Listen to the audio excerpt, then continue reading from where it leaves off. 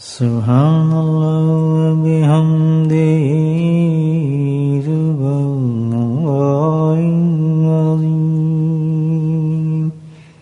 سبحان اللہ وبحمدہ سبحان اللہ العظیم سبحان اللہ وبحمدہ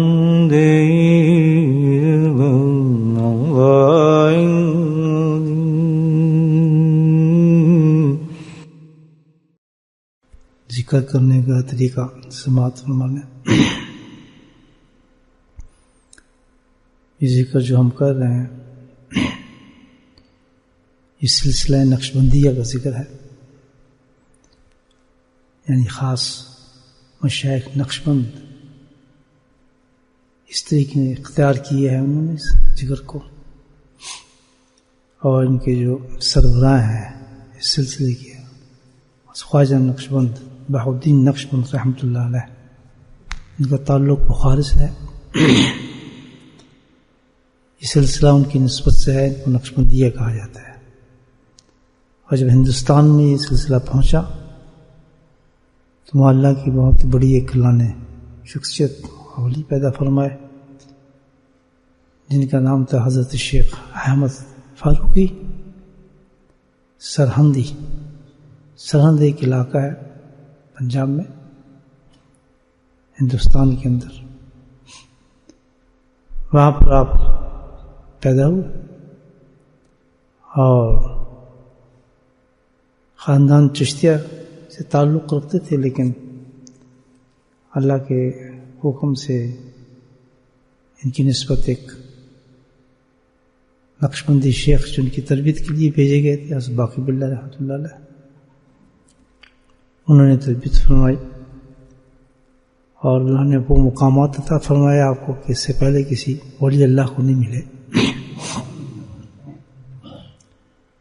اور آگے جو سلسلہ چلا سارا وہ آپ ہی سے چلا. وہاں پہلے تو صرف نقشبندی تھا، سلسلہ نقشبندی جو بخارا سے آیا تھا، پھر ہندوستان سے سلسلہ بڑھا اور اس کا نام ہوا نقشبندی مجددیہ.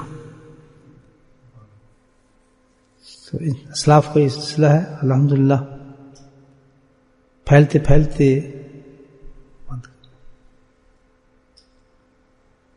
پھیلتے یہ سلسلہ جو بلٹن میں بھی آ گیا اللہ کے فضل سے،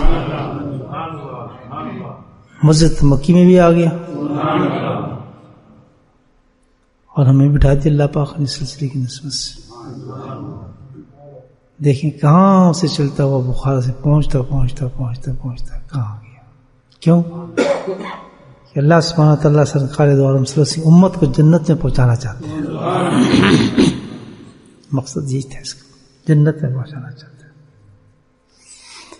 باقی یہ کہ بھائی اپنی اپنی قسمت ہے، الحمدللہ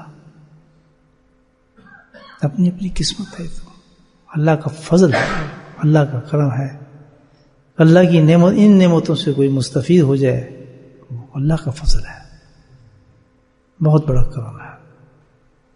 یہ جو نعمتیں ہیں جو جنت کے لیے ہیں نعمتیں، یہ آخرت کی نعمتیں ہیں. ہم دیکھ کے مکان کسی کو اونچا دیکھتے ہیں رال ٹپک جاتی ہے، کسی کا کاروبار چلتا دیکھتے ہیں ہماری رال ٹپک جاتی ہے، کسی کو اونچے درجوں میں دیکھتے ہیں، بڑے بڑے عہدوں میں دیکھتے ہیں ہماری رال ٹپک جاتی ہے.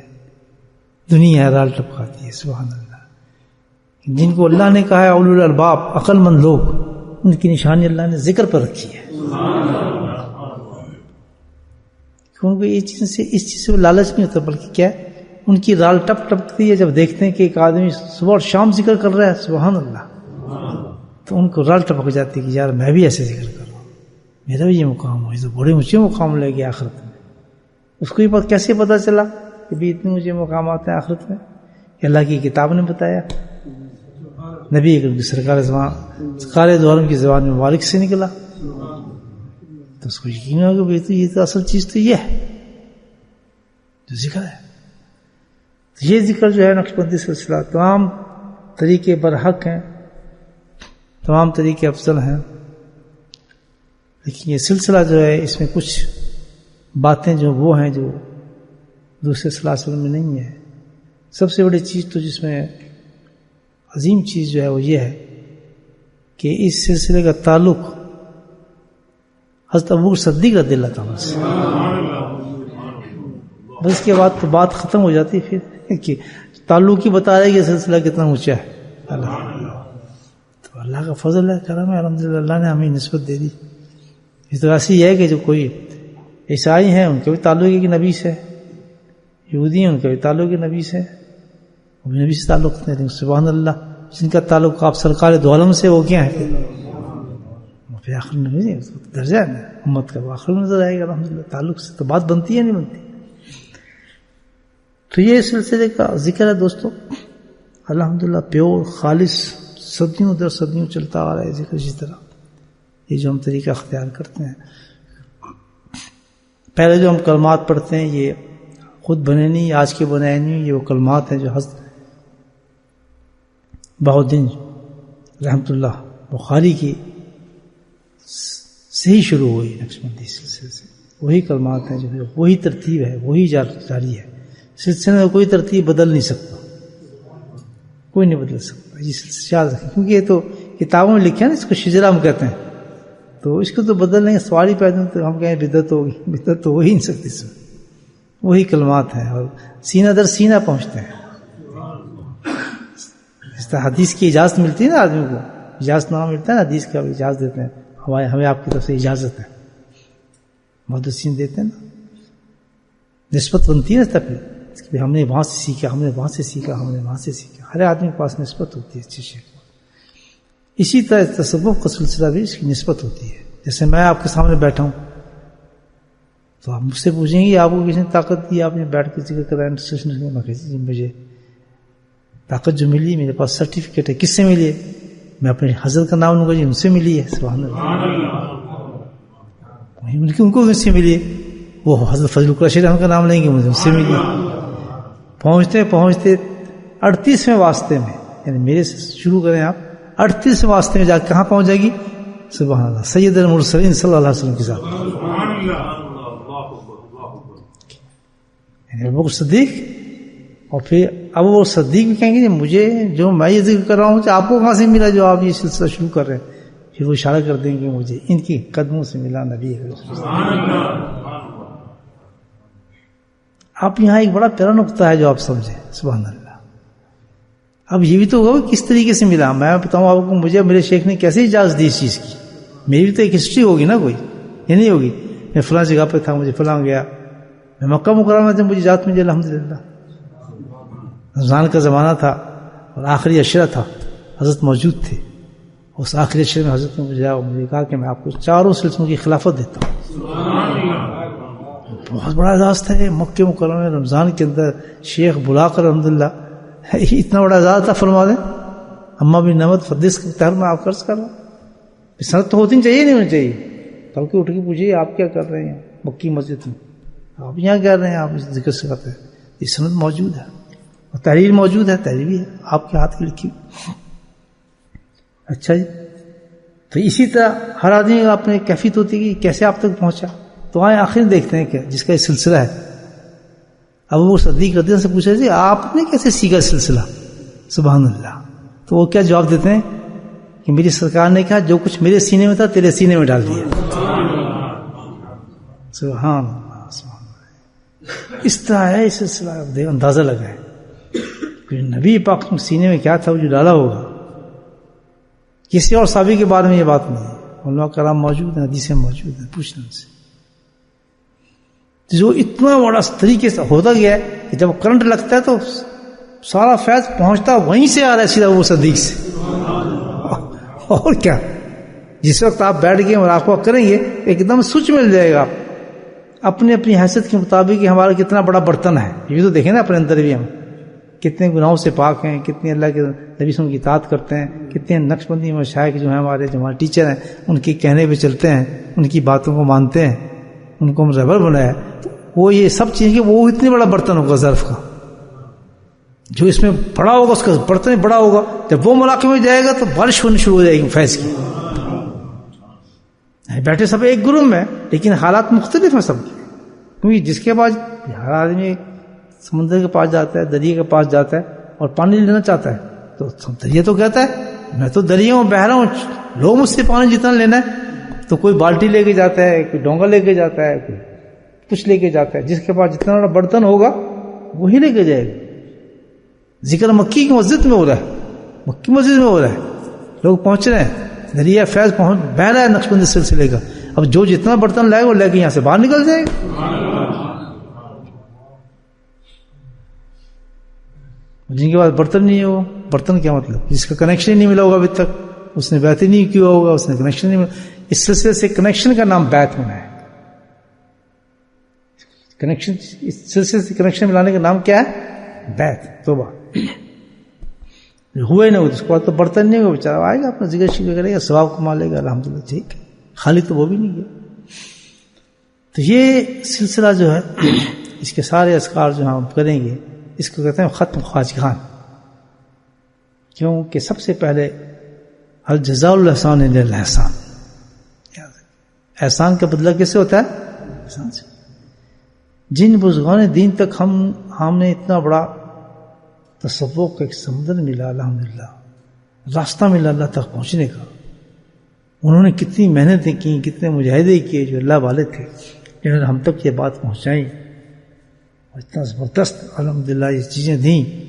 آپ یہ بھی سوچیں تو کتنی بری بات ہوگی کہ سب سے پہلے آتی، جیسے آپ کسی گھر میں گئے دعوت پہ، بس دیکھا ہاتھ دھو کے کھانے شروع کر دیا، نہ اس سے مسافہ کیا، نہ اس کا شکریہ ادا کیا، نہ کہ بڑی مہربانی آپ نے ماشاءاللہ ہمیں بلایا کھانے پہ، کچھ نہیں. سیدھا آئے گا آدمی جنگل کی طرف کھا پی کے نا اس سے نکل گیا. سب کیا کہیں گے؟ بڑا بے ذوق آدمی، ادب ہی نہیں اس میں، احترام ہی نہیں اس میں، بیوقوف میں آیا کھانا کھا کے سیدھا چلا گیا. سب کہیں گے نہیں کہیں. تو ہم آئے یہاں فیض حاصل کرنے نقشبندی سلسلے کا مکی مسجد میں.